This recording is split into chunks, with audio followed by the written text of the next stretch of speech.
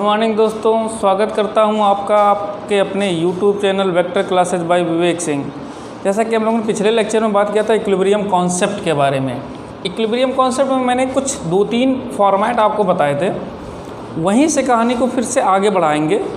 कहानी ये थी आपका कि जब दो सेम नेचर के चार्जेज और इक्वल मैग्नीट्यूड के चार्जेज रखे जाते हैं और वो फिक्स हैं, यानी वो दोनों चार्जेज क्या हैं, फिक्स हैं और सेम नेचर, पॉजिटिव पॉजिटिव या नेगेटिव नेगेटिव और सेम मैग्नीट्यूड, तो तीसरे चार्ज को ऐसी कौन सी लोकेशन पे सेट किया जाए कि वो क्या किस में हो, इक्विलिब्रियम। इक्विलिब्रियम का मतलब मैंने समझाया था क्या, एफ नेट इक्वल टू 0, यानी टोटल फोर्स उस चार्ज पर लगने वाला फोर्स एफ नेट 0 आना चाहिए।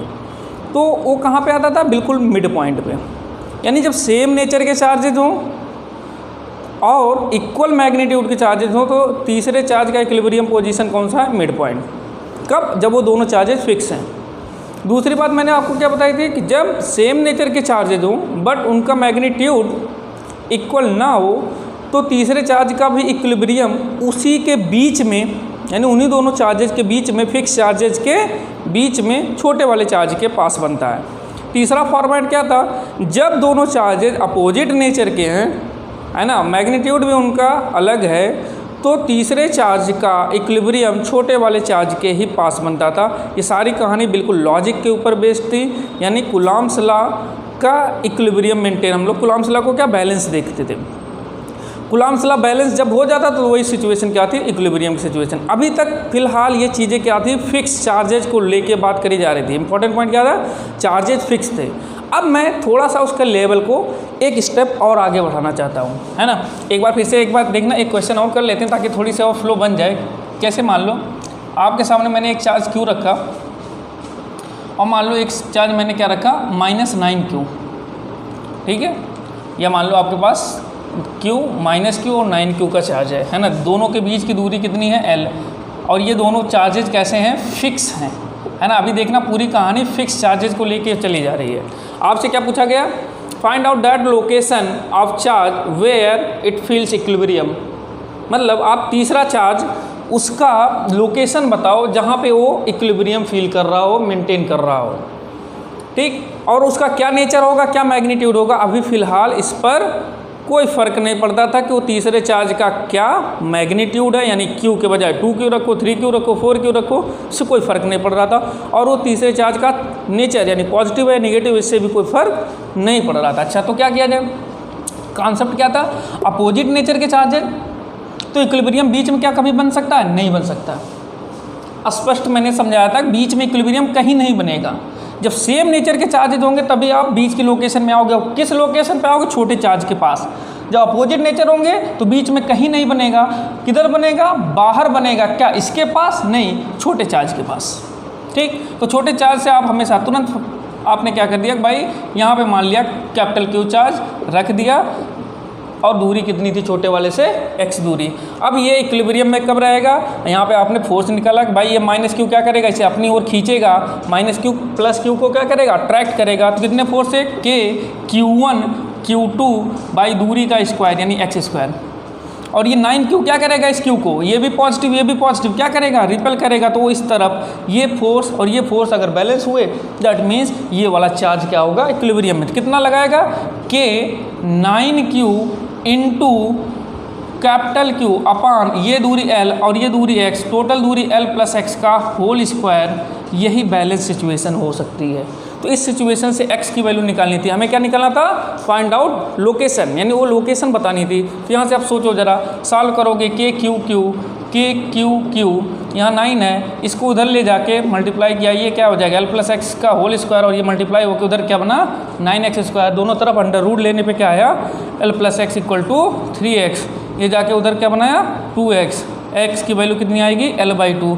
मतलब तीसरे चार्ज को, इन दोनों फिक्स चार्जेस के अलावा जो तीसरा चार्ज को इस चार्ज से L/2 दूरी पे, यानी अगर ये 5 मीटर तो यहाँ से 2.5 मीटर दूरी पे किसी भी अमाउंट का चार्ज अगर रखेंगे, चाहे ये 5 कूलम, 10 कूलम, 50 कूलम, कुछ भी हो, और किसी नेचर का, चाहे पॉजिटिव या निगेटिव कोई भी हो, उसको रखेंगे तो वो इक्विलिब्रियम में बना रहेगा। मतलब इन दोनों फिक्स चार्जेस से लगने वाले फोर्सेज हमेशा वहाँ पे बैलेंस होंगे।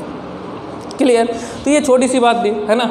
यहाँ तक हम लोगों ने चर्चा कर ली था। पिछले लेक्चर पे भी मैंने ऐसे टाइप के कुछ क्वेश्चंस कराए थे। देखना है ध्यान से, ये इंपॉर्टेंट है, बोर्ड्स में भी पूछे जाते हैं और जेईई भी क्वेश्चन यहाँ से निकाल सकती है। अच्छा, अब जो कॉन्सेप्ट है ना, ये कहानी सुनना, और ये थोड़ा सा अच्छा क्वेश्चन है ना, ये वाला जो क्वेश्चन है ये गुड क्वेश्चन, ठीक। कैसे क्या है क्वेश्चन सुनना।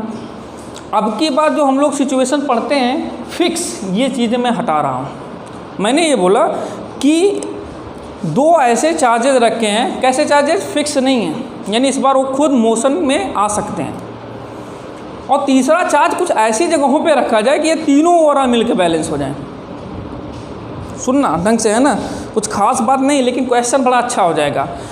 सवाल ये है कि दो फिक्स चार्जेज अब नहीं हैं, लेकिन तीसरे चार्ज को ऐसी कौन सी लोकेशन पे और किस मैग्नीट्यूड का और किस नेचर का चार्ज कहाँ पे मैं रखूँ। सुनना, क्या चीज़, किस मैग्नीट्यूड का, किस नेचर का, कहाँ पर रखूँ कि तीनों चार्जेज ओवरऑल नेट बैलेंस हो जाए, यानी हर कोई चार्ज बैलेंस हो, कोई ना मूव करे। क्वेश्चन ये कि जैसे मान लो आपके सामने क्या किया गया, एक चार्ज क्या था Q का और एक चार्ज क्या था मान लो 16Q का।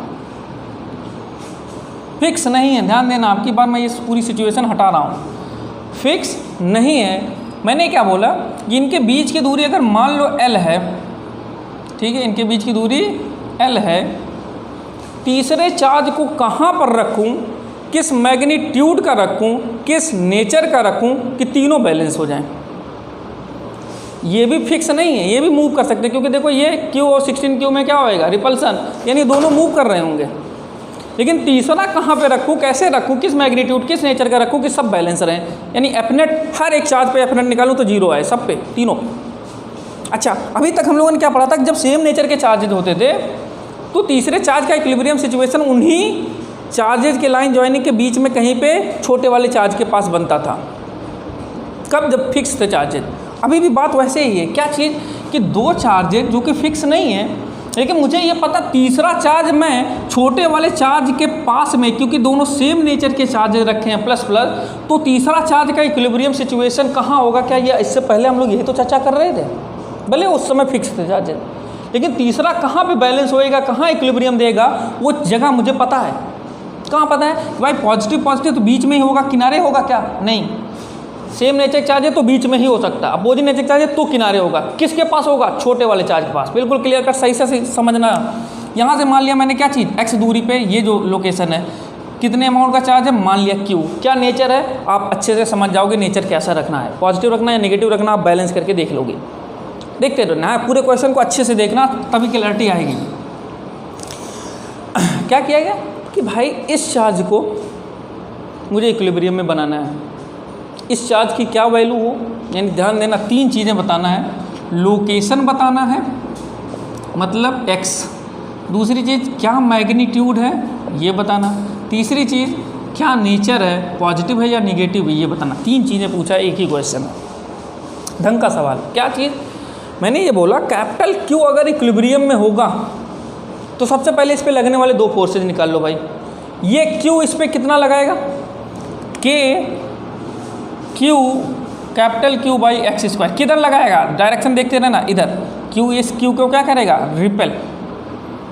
ये 16Q इस वाले Q को भी क्या करेगा, रिपेल, सेम नेचर, तो ये इधर लगाएगा। कितना लगाएगा, K कैपिटल Q 16Q अपान ये दूरी x अगर मैंने मानी थी तो ये दूरी L माइनस एक्स हो जाएगी।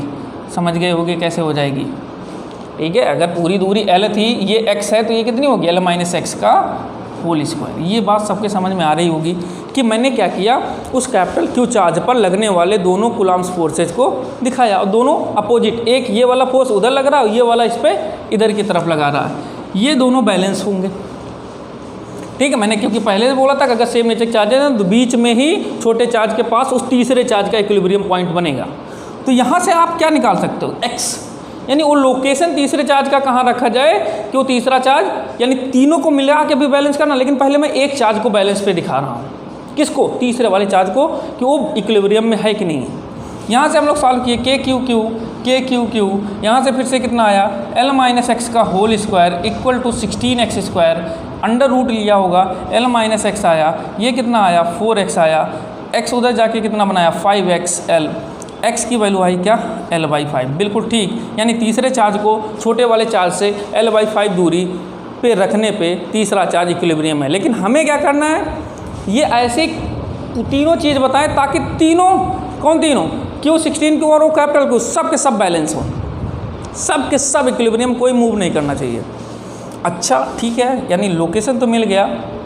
दूसरी बात, अगर ये सोचो ज़रा कि अब इसका मैग्नीट्यूड मुझे पता करना है। लोकेशन एक चीज़ निकाल लिया आपने कि तीसरे चार्ज को कहाँ रखा जाए, मैग्नीट्यूड पता करना है और ये भी देखना तीनों बैलेंस रहें, तीनों इक्विलिब्रियम में रहें। तो मैंने इस पर अभी क्या लगाया, एफ नेट 0, यही तो लगाया कि इस पर नेट फोर्स जो इधर से जितना काम कर रहा है, इधर से जितना काम कर रहा है, बैलेंस थे। अब इस चार्ज पे अगर मैं नेट फोर्स निकालूं, किस पे, क्यू वाले चार्ज पे, ध्यान से देखना, तो ये कैपिटल क्यू कितना लगा रहा होगा इस पर, अच्छे से देखना कैपिटल क्यू कितना लगा रहा होगा, थोड़ा सही से मैं यहीं पे लिख दे रहा हूँ, कैपिटल क्यू कितना लगा रहा होगा, KQ/X, एक्स की वैल्यू मैंने निकाल लिया l/5 का होल स्क्वायर। कैपिटल क्यू इस वाले क्यू पे कितना फोर्स लगा रहा होगा, इस तरफ लगा रहा होगा रिपल्सन का कितना, ये 16Q इस क्यू पे कितना लगा रहा होगा, KQ और 16Q है ना, अच्छे से देखते रहना, KQ 16Q और वहाँ से दूरी इसकी कितनी है L का स्क्वायर, ये किधर लगा रहा होगा, अच्छे से समझना, ये Q इस Q पे इधर की तरफ लगाया, ये 16Q ये Q के ऊपर इधर की ओर फोर्स लगाया, क्या ये इक्विलिब्रियम है, नहीं भाई। ये Q अगर पॉजिटिव है तो इस पर रिपल्सन ही तो लगाएगा, और ये 16Q पहले से पॉजिटिव है, ये Q को रिपल्सन ही लगाएगा, तो यानी ये तो बैलेंस हो ही नहीं सकता है भाई। इधर से 5 न्यूटन, इधर से 10 न्यूटन, तो 15 से भाग जाएगी बॉडी। तो कहने का मतलब इक्विलिब्रियम कैसे होएगा भाई, ऐसे तो एक ही डायरेक्शन फोर्स से जा जाएंगे तो बॉडी चलने लगेगी, एक्सेलरेट कर जाएगी। कहने का मतलब अगर इस सोच जरा यार, इस क्यू को अगर मैंने निगेटिव रख दिया, इस क्यू को अगर निगेटिव रख दिया तो ये निगेटिव चार्ज इस पॉजिटिव खींचेगा और ये पॉजिटिव चार्ज इस पॉजिटिव को रिपेल करेगा, यानी ये डायरेक्शन अब बदल सकती है। मतलब क्लियर हो गया भाई, क्यू का नेचर तो निगेटिव होने वाला है। तीसरी चीज़ निकलेगी नेचर, लोकेशन, मैग्नीट्यूड निकालना है। मतलब तीसरा चार्ज क्या था, Q और 16Q के चार्जेस रखे गए हैं। आपसे क्वेश्चन नहीं पूछा गया तीसरा चार्ज किस नेचर, किस मैग्नीट्यूड और किस जगह पर रखा जाए कि तीनों बैलेंस रहें, तीनों चार्जेस इक्विलिब्रियम पे रहें। अच्छा, तो कहने का मतलब Q को मैंने निगेटिव रखा तो आया ये। अब यहाँ से देखोगे ध्यान से, तो अब क्या निकाल सकते हो, क्या यहाँ से Q निकलता हुआ दिख रहा है भाई। आपने तो ये दूरी इस पर जब बैलेंस लगाया, क्या आपने किस पे निकाला, Q वाले चार्ज पे बैलेंस फोर्स किया, Q को जब बैलेंस किया, यानी Q पे नेट फोर्स 0 है, तो यहाँ से कितना आ जाएगा, KQ, ठीक है। और ये Q क्यों निकालना वैल्यू, तो ये Q क्या होने वाला है इस बार देखना ध्यान से अच्छे से। ये कितना है, उधर 16Q बचा है, ठीक है, l/5 का होल स्क्वायर, ठीक है, ये जाएगा l/5 का होल स्क्वायर, इसमें मल्टीप्लाई होगा, नीचे l² है ही, तो यहाँ Q इक्वल टू कितना आ जाएगा, l² से l² कटा और यहाँ पे 25, यानी 16Q/25। कैसा, पॉजिटिव या निगेटिव, निगेटिव तभी भाई बैलेंस बना पाएगा, अदरवाइज नहीं बना पाएगा।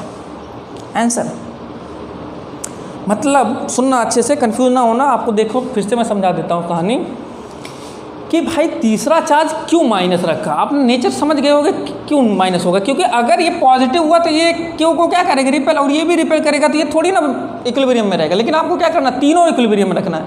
अब सोचो अगर ये निगेटिव हुआ, अगर ये निगेटिव है 16Q को क्या करेगा, खींचेगा, और ये क्यू इसको क्या करेगा, इधर भेजेगा, तो यानी ये खींच रहा और ये इधर, तभी तो ये इक्विलिब्रियम में होगा। अगर आप इसे सोचो पॉजिटिव कर दोगे तो ये पॉजिटिव 16Q को क्या करेगा, रिपेल, और ये Q भी 16Q को रिपेल, कहाँ ये इक्विलिब्रियम में रहेगा। मतलब इसके निगेटिव होने से ये भी हो सकता है और ये भी हो जाएगा। और या तो ऑटोमेटिकली दूसरी बात क्या बोल सकते हैं कि तीन बॉडी अगर रेगुलरली एक दूसरे के प्रभाव से तीन बॉडी मोशन कर रही हैं, अगर आपने दो बॉडी को रोक दिया, एक दूसरे के प्रभाव से तीनों अगर मोशन कर रही थी, लेकिन अगर आपने दो को रोक दिया तो तीसरा ऑटोमेटिकली रुक जाएगा। मतलब अगर दो बॉडी इक्विलिब्रियम में है तो तीसरी ऑटोमेटिकली इक्विलिब्रियम में ही होगी। समझ गए होगे क्या चीज़, आपसे क्या पूछा था, Q और 16Q चार्जेज रखे गए हैं, find out the location of third charge, magnitude of third charge, nature of third charge, such that this all three systems है ना, this system of three charges must be in equilibrium. आपसे क्या पूछा गया था कि पूरा सिस्टम जो 3 चार्जेज का है ये किस में हो, इक्विलिब्रियम में हो, तो ऐसा होने के लिए तीसरा चार्ज किस नेचर, किस मैग्नीट्यूड, किस लोकेशन पे रखा जाए। स्पष्ट हो गया क्या करना क्या है। यानी आप समझना, जब भी आपको फिक्स चार्जेज नहीं देंगे, 3 चार्जेज का खेल होगा, आपसे ये पूछा जाएगा लोकेशन, मैग्नीट्यूड, नेचर बताओ, तो आपको क्या करना होगा भाई, समझना, फिर से समझना, क्या क्या करना होगा। आपको सबसे पहले लोकेशन निकाल लोगे, ये तो बिल्कुल आसान। कैसे करना है, सेम नेचर, तो कहाँ जाओगे, बीच में किसके, छोटे वाले को, तो लोकेशन निकल गया। अब लोकेशन निकल गया मतलब दूरी का झंझट खत्म। तो क्या करना है, एक पे पहले इस पे इक्विलिब्रियम लगा के देख लिया, तो यहाँ से क्या निकल गया, दूरी। अब किसी एक पे और इक्विलिब्रियम लगा लो, वहाँ से क्या निकल जाएगा, चार्ज की मैग्नीट्यूड। फिर नेचर कैसे निकालोगे, नेचर आपको समझ में आएगा, पॉजिटिव रखना है या नेगेटिव रखना है। आप इक्वेशन करोगे, कौन सा क्वेश्चन, ध्यान देखना, इसको आप स्क्रीन पॉज करके कर सकते हो। मैंने क्वेश्चन ऐसे ही रखना है, क्या चीज़, Q है -Q और 25Q है। आपको बताना है कि इसके बीच की दूरी अगर L है तो तीसरे चार्ज को किस नेचर का, किस मैग्नीट्यूड का और कहाँ रखा जाए कि ये तीनों चार्जेज मिला के सिस्टम को पूरी तरीके से इक्विलिब्रियम में मेंटेन रख पाएँ। आप ये क्वेश्चन करोगे, कुछ नहीं है, जैसे मैंने ये किया, क्या करना है अब बता रहा हूँ। अपोजिट नेचर तो कहाँ होएगा, इस छोटे वाले चार्ज के बगल में, ठीक है, इस छोटे वाले चार्ज के बगल में आप जाओगे। यहीं पे देखो ध्यान से, यहीं पे वो जगह हो सकती है जिससे ये यहाँ पे खींच रहा होगा, ये इस वाले को रिपेल कर रहा होगा, यही वो जगह होगी, ठीक। तो यहाँ से क्या हो जाएगा, लोकेशन पहले निकाल लोगे कि वो लोकेशन क्या है। लोकेशन आने के बाद क्या किया आपने, इस जगह पर भी इक्विलिब्रियम लगाया था। लोकेशन निकालने के लिए आपने उस तीसरे चार्ज कैपिटल Q की जगह पे इक्विलिब्रियम लगाया था। अब इससे पहले दोनों फिक्स होते थे। अब क्या है, अब दूसरी बात, जब उसकी मैग्नीट्यूड निकालना होगा तो किसी इस पे या इस पे किसी एक पे और निकाल लो, क्या, फोर्स बैलेंस दिखा दो। अगर ये L दूरी पता है, ये X आ जाएगी, फिर आप ऑटोमेटिकली निकाल सकते हो। यानी पहले क्या करोगे, पहले उस तीसरे चार्ज पे बैलेंस लगाया मैंने ये, फिर इस चार्ज या उस चार्ज पे बैलेंस लगाया, वहाँ से क्या आएगा, मैग्नीट्यूड, एक जगह से मैग्नीट्यूड, एक जगह से लोकेशन। और नेचर कैसे करना, आप प्लस माइनस देख लोगे, अट्रैक्ट रिपल कैसे कर रहे हैं। क्लियर है, यानी आपको सवाल समझ में आ गए होंगे किसके, इक्विलिब्रियम के क्वेश्चंस आप आसानी से कर सकते हो। ध्यान देना, बहुत ही अच्छा टॉपिक है, आसान सा टॉपिक है, और ये आपको बहुत सारी चीज़ें अच्छे से समझा सकता है कि आप कूलम्ब्स लॉ का बहुत ही बढ़िया एप्लीकेशन आपको इक्विलिब्रियम में देखने को मिला। अच्छा, जैसे IIT थोड़ा सा यहाँ से और आगे एडवांस में चलती है ना, तो उस लेवल को भी हम लोग थोड़ा सा देख लेते हैं, कैसे और क्वेश्चंस को बदला जा सकता है, इक्विलिब्रियम को लेके और कैसे क्वेश्चंस आ सकते हैं। आप इसे कर लेना, है ना, कोई उसमें खास बात नहीं है। जैसे आपसे कभी कभी क्या पूछेगा IIT, क्योंकि जनरली एक ही टॉपिक को लेके क्वेश्चंस हमेशा नहीं बनाएगी, वो क्या करेगी, एक ही टॉपिक में मैकेनिक्स का भी कॉन्सेप्ट बड़े आराम से इंटर करा देगी। कैसे, अब जैसे इस पूरे जोन में SHM का भी बड़ा यूज है। आपसे अक्सर बहुत सारे सिस्टम में चार्जेस देगा, मास देगा, ये देगा, आपसे टाइम पीरियड बहुत जगहों पे पूछा जाएगा, फ्रीक्वेंसी पूछा जाएगा, एंगुलर फ्रीक्वेंसी पूछा जाएगा। कहाँ पे, इलेक्ट्रो में भी। इलेक्ट्रो ऐसे सिर्फ ना समझो कि चार्ज ही पढ़ना है, गुलाम पढ़ लिया ख़त्म। पूरी मैकेनिक्स, NLM अच्छे से घुसेगा इसमें, SHM अच्छे से आएगा, रोटेशन अच्छे से आएगा, सर्कुलर अच्छे से आएगा। अगर सही से पढ़ रहे हो, JEE का कंटेंट पढ़ रहे हो, देखो बोर्ड के हिसाब से तो इससे आगे नहीं बढ़ेगा, है ना, लेकिन बोर्ड में भी कभी कभी टाइम पीरियड को लेके क्वेश्चंस पूछे गए हैं, इसलिए अच्छे से फोकस करना। मैं आपको वो जोन भी अच्छे से दिखा रहा हूँ। पहले एक चीज़ समझ लेना, SHM कब होता है ना, थोड़ा सा देखना, थोड़ी सी चर्चा कर देता हूँ, बाकी पूरा इसका लेक्चर अच्छे से SHM जब चैप्टर पढ़ाऊँगा उसमें कवर कराऊँगा।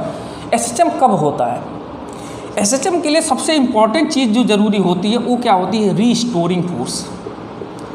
SHM के लिए सबसे इम्पॉर्टेंट चीज़ क्या होती है, रीस्टोरिंग फोर्स। यानी अगर कोई बॉडी डिस्टर्ब होती है, अगर कोई बॉडी डिस्टर्ब होती, पहले मस्त थी बिल्कुल बैलेंस में, लेकिन अगर डिस्टर्ब हुई तो उस डिस्टर्बेंस वाली जो बॉडी है उसको अगर उसकी पुरानी पोजीशन में लाने वाला कोई ऐसा फोर्स काम करता है, तभी वो बॉडी SHM कर सकती है। सुनना, रीस्टोरिंग क्या होता है, बॉडी को यानी मैंने अगर हटाया तो उसको रीस्टोर करे, यानी उसको उसकी पुरानी सिचुएशन वापस दिलाए, ऐसे फोर्स को रीस्टोरिंग फोर्स कहते हैं। सुनना, क्या रीस्टोरिंग फोर्स क्या है, कि बॉडी के अगर सिस्टम को यानी उसके इक्विलिब्रियम को अगर मैंने डिस्टर्ब किया, अगर बॉडी अपने इक्विलिब्रियम से डिस्टर्ब हो गई तो उसको उसी की पुरानी सिचुएशन में दिलाने वाला जो फोर्स काम करेगा उसको रीस्टोरिंग फोर्स करेगा। रीस्टोरिंग नाम से ही क्लियर, रीस्टोरिंग, पुरानी वाली जो पोजीशन उसको स्टोर करा दे, वापस ला दे, ऐसे फोर्स को रीस्टोरिंग फोर्स कहते हैं।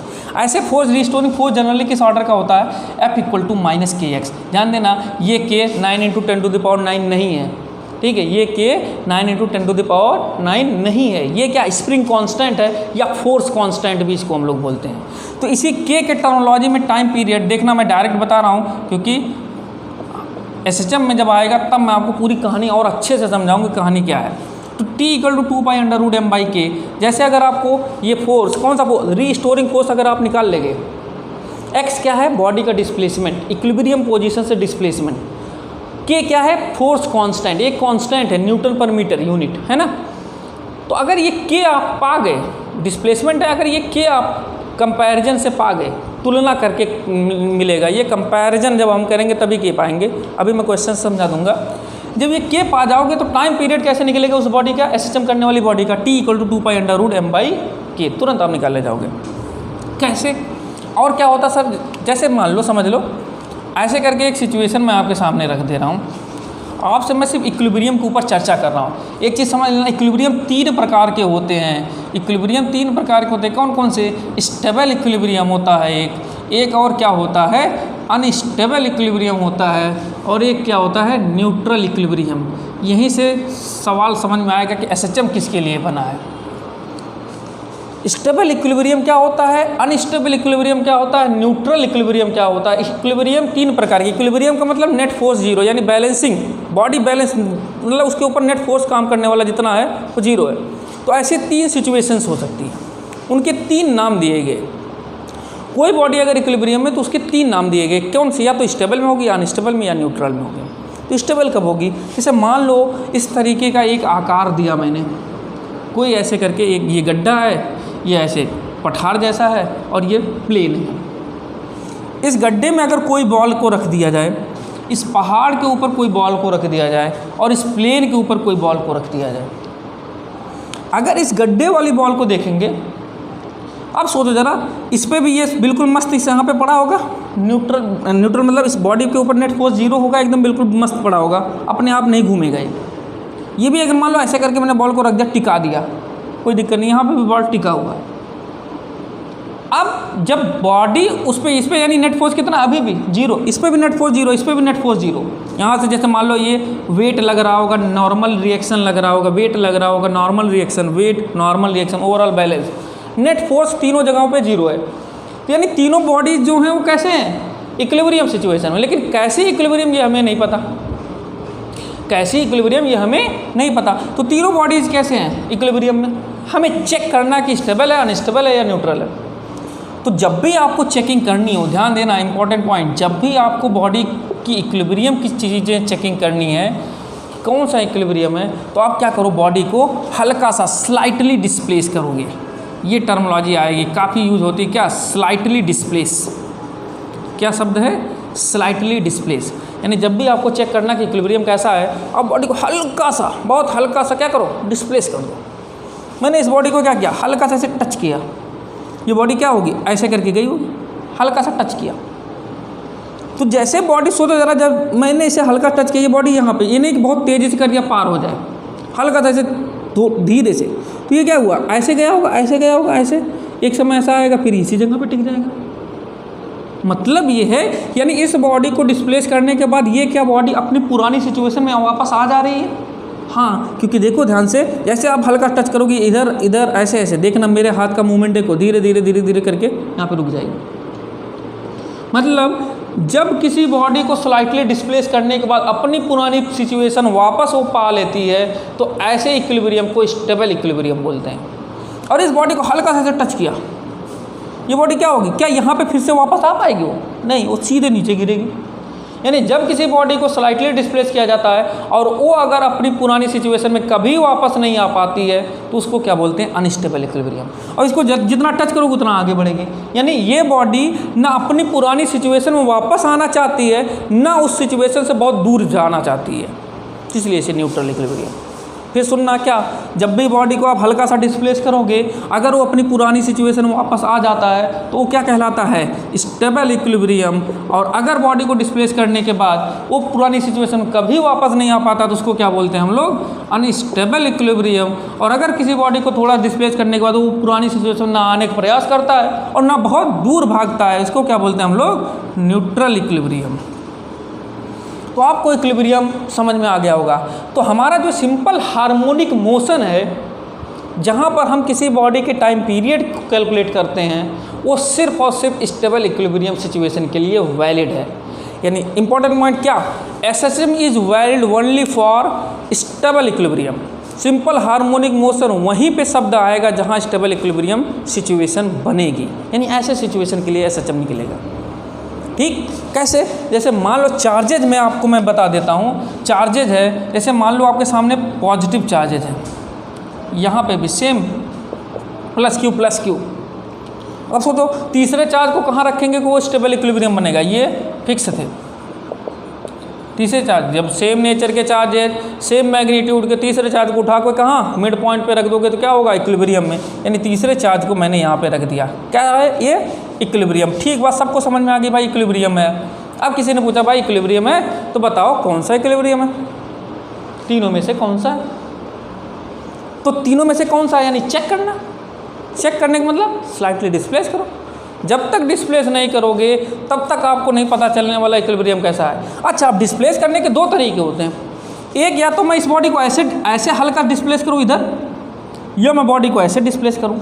तो दो सिचुएशन, दो तरीके से हम डिस्प्लेस कर सकते हैं। यानी लाइन जॉइनिंग पर अच्छे से समझना, डिस्प्लेसमेंट जो होगा दो तरीके से हो सकता है। यानी एक लाइन जॉइनिंग पे मैं कर सकता हूँ, और एक मैं किस पे कर सकता हूँ, परपेंडिकुलरली भी मैं इसे डिस्प्लेस कर सकता हूँ। अच्छा, लाइन जॉइनिंग पे अगर करके देखो ज़रा, इस चार्ज जो भी मास m है, मान लो इस चार्ज को मैंने क्या किया, हल्का सा ऐसे डिस्प्लेस किया। कितनी दूरी पे, x दूरी। ये x दूरी बहुत कम है, यहाँ पे चार्ज आ गया। अब सोचो ज़रा, आपको क्या देखना है, क्या ये वापस आएगा कि नहीं आएगा। अगर वापस आ गया तो स्टेबल होगा। सो दैट जब ये x दूरी पे डिस्प्लेस किया, ये बॉडी यहाँ पे आ गई, यानी यहाँ से इसकी दूरी बढ़ गई और यहाँ से इसकी दूरी कम हो गई।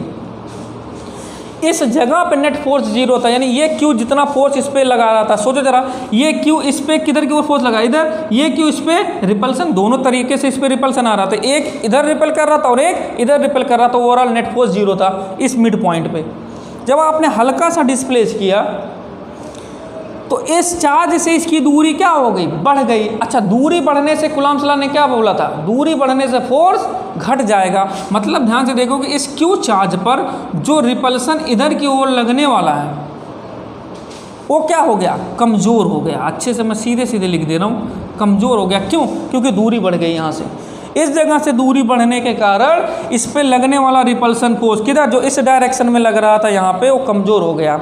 अच्छा, इस जगह से दूरी कम होने की वजह से, किससे, इस चार्ज से दूरी कम होने की वजह से जो इस तरफ से लगने वाला रिपल्सन था वो क्या हो गया, मजबूत हो गया। नहीं समझे भाई, इस क्यू से दूरी बढ़ गई इसलिए इसका रिपल्सन कमज़ोर हो गया। यानी जैसे मान लो ये शुरू में यहाँ से 10 न्यूटन थे, दोनों 10 न्यूटन ये लगाया, 10 न्यूटन ये, इस जगह पे बैलेंस इक्विलिब्रियम था। अब ये मान लो ये क्या हो गया, ये 8 ही न्यूटन हो गया, और ये क्या हो गया, ये 12 न्यूटन हो गया। यानी ये 8 ही न्यूटन इधर दे पा रहा और ये इधर 12 न्यूटन। कौन जीतेगा, ये वाले का रिपल्सन जीत जाएगा। इस वाले का रिपल्सन लगेगा किधर, इस तरफ। यानी ये बॉडी जैसे डिस्प्लेस करोगे इसका रिपल्सन तगड़ा होगा, ये बॉडी फिर से वापस आएगी, और जैसे इस जगह पे आएगी फिर अपनेट जीरो हो जाएगा। मतलब क्या चीज़, मतलब ये है कि जैसे बॉडी को लाइन जॉइनिंग पे हल्का सा डिस्प्लेस किया, उस पे लगने वाला नेट फोर्स इस तरीके से आया कि वो बॉडी फिर से अपनी पोजीशन पे जाती हुई दिख रही। मतलब ये स्टेबल इक्विलिब्रियम है। क्लियर है। अगर सोचो जरा, इधर अगर डिस्प्लेस करते तो ये क्यू का इस पे रिपल्सन इधर मजबूत हो जाता क्योंकि दूरी कम हो जाती है, और इससे इसका रिपल्सन जो है कमज़ोर हो जाता क्योंकि दूरी बढ़ जाती। तो ये मजबूत हो जाता तो इधर ही धकेल ले जाता, इधर ही इसको उसका ले जाता, फिर से वापस पहुंच जाती। तो इसे क्या कहते हैं, स्टेबल इक्विलिब्रियम। अच्छा सोचो, अगर अक्रॉस यानी परपेंडिकुलरली मैंने मूव कराया, चेक करना यार, परपेंडिकुलरली यानी यहाँ पे डिस्प्लेस किया, यहाँ पे बॉडी चार्ज कैपिटल क्यू आया, तो ये क्यू क्या करेगा, इस क्यू को रिपेल। भाई ये पॉजिटिव तो क्या करेगा, भगाएगा। ये पॉजिटिव चार्ज इसको भी क्या करेगा, रिपेल, ये भी इसको रिपेल करेगा, ये भी इधर रिपेल किया, ये भी इधर रिपेल किया, दोनों, ये भी मान लो 10 न्यूटन, ये भी 10 न्यूटन, दोनों 10 न्यूटन से इसे रिपेल कर रहे हैं। ओवरऑल नेट किधर काम करेगा, इधर काम करेगा।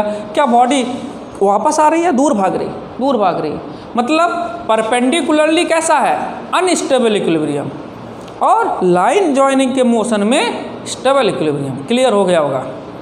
जब भी आपको सिचुएशन मैं दूंगा तुरंत सबसे पहले चेक कर लेना। अच्छा, अगर ये माइनस क्यू रख देता, सोच जरा यार, माइनस क्यू होता ये चार्ज और परपेंडिकुलरली ले जाता, तो यहाँ जब माइनस क्यू आता, यहाँ पे माइनस क्यू आता, तो ये क्या प्लस क्यू इसे खींच लेता, ये प्लस क्यू इसको भी खींच लेता, यानी ऐसी सिचुएशन खींच लेते दोनों, तो ओवरऑल नेट किधर काम करता, नीचे। यानी फिर से अगर यहाँ पे माइनस क्यू रखूँगा और इसको ऐसे स्लाइटली डिस्प्लेस किया तो वापस आता हुआ दिखेगा। तो यानी माइनस क्यू रखने पे परपेंडिकुलरली क्या बन जाएगा, स्टेबल इक्विलिब्रियम। माइनस क्यू रखने पे इधर भी चेक कर लेना, इधर चेक करेगा अगर यार माइनस क्यू रखने पे, ये देखो प्लस क्यू है, ये देखो प्लस क्यू है, यहाँ पे मैंने क्या रखा, माइनस क्यू। हाँ, परपेंडिकुलरली स्टेबल इक्विलिब्रियम है। पर अगर इधर डिस्प्लेस किया, एक्स दूरी यहाँ से डिस्प्लेस कर दिया, यहाँ पे चार्ज आ गया माइनस क्यू, ये प्लस क्यू इस माइनस क्यू को क्या कर रहा होगा, अट्रैक्ट। क्या दूरी कम हो गई, यानी ये मजबूत हो गया भाई, ये माइनस क्यू इधर आया तो इससे दूरी कम हो गई, दूरी कम हो गई यानी अट्रैक्शन फोर्स और अच्छा हो गया। अच्छा, ये प्लस क्यू क्या कर रहा होगा, इस माइनस क्यू को ये भी अट्रैक्ट कर रहा होगा, पर इसकी दूरी ज़्यादा हो गई, दूरी ज़्यादा हो गई, लेकिन ये कमज़ोर हो गया, यानी ये जीत जाएगा क्योंकि ये फोर्स ज़्यादा अच्छा लग रहा है इधर की ओर, और ये कमज़ोर है, तो यानी ये क्या करेगा, बॉडी इधर ही भाग जाएगी, इधर ही भाग जाएगी। यानी ये क्या, माइनस क्यू इस लाइन ज्वाइनिंग पे अनस्टेबल देगा। आपको स्पष्ट समझ में आ गया होगा स्टेबल इक्विलिब्रियम कहाँ बनेगा और अनस्टेबल इक्विलिब्रियम कहाँ बनेगा। अभी तक यहाँ पे चर्चा, मैं अगला लेक्चर में और आपसे अनस्टेबल स्टेबल चेक कराऊंगा, और अगले लेक्चर में टाइम पीरियड के क्वेश्चन के साथ मैं वेक्टर फॉर्म, जो कि बोर्ड के लिए और IIT के लिए दोनों के लिए इंपॉर्टेंट है, वेक्टर फॉर्म कूलम्ब्स लॉ का ये चर्चा करूँगा। आपको अगर ये वीडियो पसंद आया तो लाइक शेयर कमेंट जरूर करें, है ना। आज के लिए इतना ही, थैंक यू वेरी मच।